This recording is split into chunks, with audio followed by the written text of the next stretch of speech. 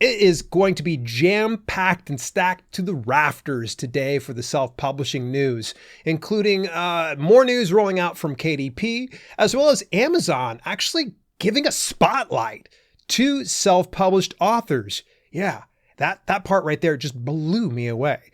Also, there's an argument made for AI, as well as, oh my gosh, Victoria Strauss has shined a spotlight on some more cockroaches in our business. And of course, you need to know about that. And also, I'll be doing a case study with ebook fairs and their editorial reviews. I'm going to give you more details about that in today's self-publishing news for October the 16th of 2023.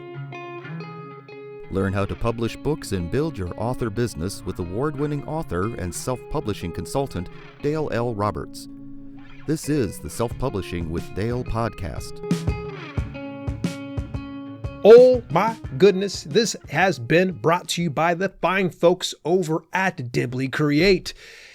Harness human and machine intelligence for limitless creativity, boosted productivity, and authentic content with Dibbly Create. This is my cloud-based software that I've been using for the past few months now. It is really awesome. Real-time collaboration, intuitive structure, rich media integration, advanced formatting, ready for publish exports, augmented grammar, customizable exports, intuitive structure, and so much more. There is so much you can be able to do here with Dibbly Create. Go on over and visit my affiliate link at dalelinks.com/Dibbly Create. You can get yourself free access for life if you'd like to, or you can get the pro access for a 7-day trial. Go ahead and get yourself signed up over at my affiliate link again at dalelinks.com/Dibbly Create. Let's get into the very first big piece of news. The KDP team made sure to reach out to me and give me a gentle nudge, even though they sent this out to everybody else anyways. The old KDP Reports dashboard will be removed starting November the 6th. So, man, it was probably a good handful of years ago that they rolled out this new reports dashboard, and it was wonky as all get out. It was just always timing out for me anytime I went into it. It was never accurate. It just drove me insane. Now, about a few weeks ago, they updated that and it all of a sudden started working. It started working a lot faster, was more efficient. Sure, there are some tools I wish that were there that aren't there, but I'm sure they're going to improve this and tweak this in due time. So if you happen to be going into the old reports dashboard, it's going away as of November the 6th. So enjoy it while you can. Those days are going to be disappearing. I would bet you, based on the fact that they've given a facelift to the reports dashboard and the KDP community tab and all those other places, Author Central as well, I have a feeling we're going to see the KDP dashboard follow suit relatively soon because it still has that old look to it. And I bet you they're going to get that more modern look that they have, the Author Central look, if you will, the same way that they have the reports dashboard looking. Hey, Amazon really is stepping up their game. I really like the news that actually rolled out here. Amazon establishes first self-publishing library at the Ortega Marañón Foundation in Madrid. Ooh, this is kind of cool. So what they've done is they're donating an initial collection to this library of over 200 self-published titles. Now, I don't know if it's going to be one of yours, but they said the initial collection will include the 200 titles donated by Amazon. The essential criterion for inclusion in the library's shelves is that the work must be an original self-published piece. Thus, successful writers who began their careers by publishing through KDP, winners and finalists of past iterations of Amazon's Storyteller Literary Prize, or the highest rated books published through KDP will share the space. Ooh, are we going to see more of this? I would really love to see something like this more often. Now, it would be nice if they would give a little bit more love to the people that aren't quite as successful, but I get it. I understand it. It makes total sense that they would want to spotlight the ones that are really, really crushing it on their platform. So big applause to Amazon for this step in the right direction. Will we be seeing this in other countries, such as the United States, the UK, or whatnot? Remains to be seen, but this is very, very promising news. Let's go ahead and move a little bit further forward. I talked about this past week and probably weeks prior to that. Can Spotify take digital audiobooks to the next level? This was a piece put by Publishers Weekly, and they're talking a little bit more about how Spotify is just taking the audiobook world by storm. They acquired Findaway Voices about a couple of years ago, and more recently have been fine-tuning the platform, including if you're distributing your audiobook through Findaway Voices, you get a 50% cut. You get a 50% royalty. There is no additional revenue taken from the Findaway Voices platform if you're distributing to that. Now, you're able to price your audiobooks however you wish through Findaway Voices.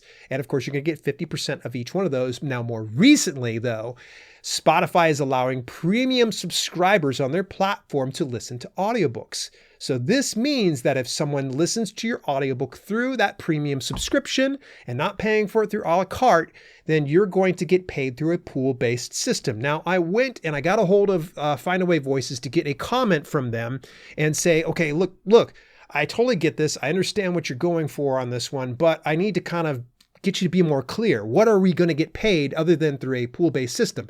Pool-based system means all the subscribers' money every month is pooled together, and then it's divvied out based on the amount of consumption, kind of like how KDP Select is done through Kindle Unlimited, if you will. So at any rate, this is the comment that Findaway Voices came back with. Spotify Premium listening is a part of a pool model. The royalties will be reported quarterly, with the first report coming in January. You can access non-financial analytics here in the meantime. That will be underneath your Spotify Premium Analytics tab over inside your dashboard. And I asked, well, how is this being paid out? Is it minute streamed? Is this like, how much can we anticipate? They said there's no set rate for a pool payout. It will vary month to month. Okay, that makes sense. Under a pool subscription model, customers and listeners pay a flat monthly price to access a subscription service which contributes to a shared revenue pool. Royalties are paid based on an author's share of total audiobook listening for each monthly period. This pool amount varies from month to month based on the number of paying subscribers that access audiobooks. My recommendation would be to see what payouts look like in 2024 prior to making a decision one way or another, but you're absolutely free to remove your titles from Spotify at your discretion. You can view Spotify's business models in the Schedule C of the distribution agreement. You will find them in both a la carte and pool subscription. Now, it's an all or nothing type situation, as I have seen it. And I even asked, like, hey, but they never clearly came out and said, you select Spotify, it's a la carte and pool. I really wish there was some way that we could select one or the other, but I didn't get any kind of clarification on that. I'm not really sure what's going on with Findaway Voices these days, but their customer support really has kind of fallen behind as of late. And I really hope that that is not a sign of things to come. Do appreciate them. They're an Ohio-based company, and hopefully they continue to improve what they're doing. And communication, I think, can definitely use some improvement in this little aspect here. Moving a little further forward, Scribe Count more recently actually did an update to where they actually integrate with Shopify. Now, Scribe Count is actually an aggregate model of bringing in, if you're a wide publisher, in other words, you're hitting Amazon and you're hitting Apple and you're hitting Kobo and Barnes and Noble, instead of going to all these different reports, what you do is you sign in Scribe Count, and they track all of those sales from you from each one of those regions. Well, now they're integrating Shopify as well. So that's really cool. I tested Scribe Count real briefly, and it's kind of cool, but keep in mind they do, I think it's like a 2-week trial they'll initially do, or it's like a 1-month trial of some sort. You'll have to look into that yourself. I anticipate probably going into 2024, I will probably lean on them, especially since they are now supporting Shopify, and that's definitely going to be one of the avenues I'll be considering for direct sales. Hey, I've been talking about AI for a while. In fact, actually, the fine folks over at Pufferprint, an offset printing company, and I've actually got an interview coming up with the owner of this company here. They actually put together a piece called The Power of AI and Self-Publishing, Elevate Your Writing, Marketing, and Book Sales with AI. If you've been reluctant about AI, or if you've been on the fence, here are just a few reasons, and I recommend that you go ahead and read this piece as well. Number one, it helps in streamlining editorial processes. Number two, it helps out in data-driven guidance. That's the part I really enjoy. Number three, personalized reader experience and content niche creation. And number four, marketing your book. Yes, marketing. Actually, I'd shared this probably over a year ago, where I'd used one of the AI software out there. It might have been Content.ai or something like that. And I'd used it for ad copy in my Amazon ads. And it did really good. Like it kept it simple. And this is one of the things I think a lot of people are always just these folks that are anti-AI don't realize that you don't necessarily have to use it for all generative purposes. That's going to be stealing someone's intellectual property. You can leverage it in a way that's ethical and can work for you. So just kind of consider those things. And I would say go back, read this piece here real briefly. Jeremy and the folks over there at Pufferprint did a great job with it. All right. Another one coming out from print-on-demand company called Vervante. Vervante, actually, I had interviewed the founder of Vervante not too long ago, earlier this year. They just announced, we're very excited to introduce our latest offering, full color printed snap-in bookmarks, now available for wire O, spiral, and 3-ring binders. Previously, our snap-in bookmarks were exclusively available as foil stamp on frosted poly plastic. So that's really kind of cool. If you're looking for some very unique print-on-demand options, Vervante is definitely going to be the way to go. If you happen to go through Vervante, just keep in mind that there's going to be some setup fees, and it essentially, you're going to have to pay for that stuff up front. It is great for direct sales. If you're not in that position just yet, maybe Vervante is not going to be the greatest fit for you right now. But if you happen to be running some Kickstarter campaigns or you're doing some direct sales, they might be your solution. And they now have some new options for snap-in bookmarks. I think that's kind of the snap-in bookmarks for the wire O, spiral, and 3-ring binders.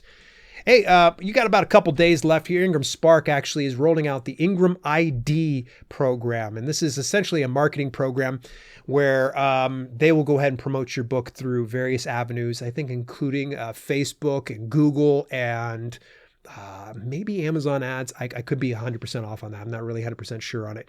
But they are right now running a special that you can take $15 off your first $100 advertising campaign with the promo code of TAKE15. That's TAKE15. So if you want to go ahead and take advantage of that, go ahead. I'm going to be in touch with Ingram Spark here relatively soon. I should have been in touch with them last week, but I just didn't get the opportunity to reach out to them because I want to talk to them more about this particular part of their business. All right, let's go a little further forward here to the fine folks over at the Alliance of Independent Authors, how to get your self-published books into bookstores. This is something a lot of people have always wanted to learn. Like, hey, how do I get into the bookstores? What if I go through Ingram Spark and I do it the deepest discount possible and I offer refunds, will I still be able to get in bookstores? Well, there's a little bit of finesse to that. It's not just a simple thing of let me discount it as low as possible, accept refunds, and then I'll magically peer into bookstores. So what Ally has done is given you a pretty good overhead view of what to expect and how to get into places like chain bookstores, independent bookstores, specialist bookstores, non-bookstore specialist outlets, supermarkets, and larger general stores. This is a fantastic piece done by the folks over at Ally. You know me, and if you don't know me, that's fine too. The Alliance of Independent Authors is a fantastic organization, and anything that they put out is well worth taking a look at.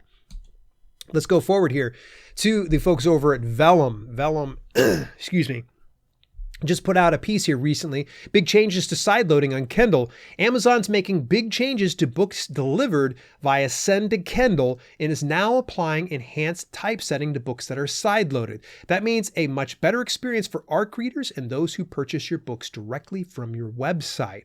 So apparently, I did not know this, but if you were sideloading, meaning like if you emailed your ebook over to your Kindle device or your Kindle reader or the Kindle app, it lost some of that typesetting that you would get. Well, apparently the enhanced typesetting is now being loaded in there. So big shout out to the folks over at Vellum for sharing some of that information. Hey, do you want to get involved with the case study here with the Self-Publishing with Dale podcast channel, as well as the main channel of Dale L. Roberts? Come on along. I need about 5 different authors from 5 different niches if we can. We're going to be doing an editorial reviews case study with ebookfairs.com. Let me go ahead and summarize this for you. Typically, it costs about $25. You get about 5 editorial reviews that you can use this. Now, typically, they've worked with advanced reader copies, but they also can work with folks that actually already have the book published. So that's typically $25. They're going to waive that so we can actually do a full case study video. So applications you can get available over at dalelinks.com/case study. If for some reason it's ARC, just say inside the comments, and we need to definitely know what type of a niche or genre that you're writing in, and probably the title of the book as well as your name. That's all the relevant information. And I'll be getting together with the folks over at ebookfairs.com to figure out who we're going to go ahead and select. And keep in mind, you will be featured and showcased in future videos and also referenced in the podcast at some capacity, I'm sure later on down the line. Hey, have you ever been approached by folks to, do an interview, but you got to pay them? I didn't know this. Apparently, I've been doing it wrong all these years. I don't charge my guests. Maybe I've gotten it wrong, but apparently Victoria Strauss has actually shined a spotlight on some of those cockroaches right now. And apparently there are some folks out there that are paying for interviews. You don't have to pay for interviews, folks. Don't pay for interviews. Now, if you hire like an agency to go and get the interviews for you, I totally understand that. But buyer beware, because in a lot of instances in some of these agencies and firms, unless they're actually well known and well established, they're typically just going to get you the same thing you can probably get on your own. Meaning that you'll get placement on some of these podcasts and these YouTube channels and maybe some media appearances. They're 100% free. So if you want to have an agency to represent you, that's fine. But if you have someone specifically saying, you've got to pay me in order to be interviewed on my channel, run away. That's not worth your time. I don't care what the reach is on something like that. If you've got to pay for an interview, it's just not worth it. Read the full piece by Victoria Strauss, because it will send your eyebrows and nose hairs, and you're going to be saying, oh my Lord, and you'll at least be fully aware of what's going on. Big shout out to my good friend, Shannon Houston, SD Houston. She actually has a channel over on YouTube. Please go check her out at SD Houston over on YouTube. She actually just shared a piece here, or two pieces here. And let me go ahead and just read it to you exactly what she said. I think this news was released 6 days ago, but I'm just hearing about 11 Labs, which you've talked about before, can do a variety of things with voices, and I think will be a major player for people wanting to do audiobooks on a budget, which you've also noted, now has dubbing. It can take your audio and videos and use your voice and translate it to 28 other languages. So this is really kind of great information that you should definitely dig into. If you are pro AI and you're thinking about doing some type of AI narration, then might as well go ahead and get them to clone your voice. A good friend of mine as well, Nick Thacker, had utilized it and he shared it with me. I legitimately thought he recorded it. He's like, hey, check this out. I was like, dude, that's really good. It sounds pro. He's like, it's AI. And I'm like, okay. I was like, you got me, man. You got me. Because a lot of times I've listened to some of the AI narration. It's garbage. It's just hot trash. But for whatever reason, 11 Labs is just that much better. It had me fooled. Maybe my ears aren't what they used to be, but it's definitely improving and going in the right direction. So what does this particularly mean? The dubbing. So let's say, for instance, that you want to do AI narration with your voice cloned in English. Great. They can also go into other languages. And from what I'm gathering from these pieces, it's over 20 different languages that are supported on 11 Labs. Now, 11 Labs is not free. All right. It is a premium model. You want to go ahead and take a look at it. I believe they have a trial that you can look into, but go ahead and Google up 11 Labs. I don't have a link to their channel. And last but not least, of course, I want to share with you in this channel here, and 1 week from today, and also on the main channel, we're going to be talking with Honore Corder. She is a prolific author, wrote over 50 books, including part of the Miracle Morning series with Hal Elrod. I've loved Honore's work for a number of years. She's one of my self-publishing heroes, and this will be the second time I've had the opportunity to chat with her over the last month, because I actually have another interview that's going to be coming out here relatively soon. It's probably closer to November that you'll be hearing this, but we're going to actually join her on her launch day, October 23rd at 6:15 p.m. Eastern Daytime. So make sure that you mark your calendars, join me for this exclusive live interview, and you can ask her anything that you want to. She's always been an open book. Love me some Honore. It will be a blast. That's the news for this week. Did I miss anything in particular? Was there something that you said, I don't agree with you on that one there, Dale? Join me over on Discord. There's a big community thriving full of different authors of all different walks, be it fiction or nonfiction or low content book folks. They're all there on Discord. Come on over, dalelinks.com/Discord. Till later, this has been Self-Publishing with Dale. I'll catch you next week. You've been listening to the Self-Publishing with Dale podcast. Visit us at selfpublishingwithdale.com for more information on how you can level up your self-publishing business. Also, check out our growing video-on-demand service, chock full of free and premium content, when you head over to theselfpublishinghub.com. If you enjoyed the show, please consider leaving a review on your preferred podcasting platform. We thank you for tuning in, and we'll see you in the next episode.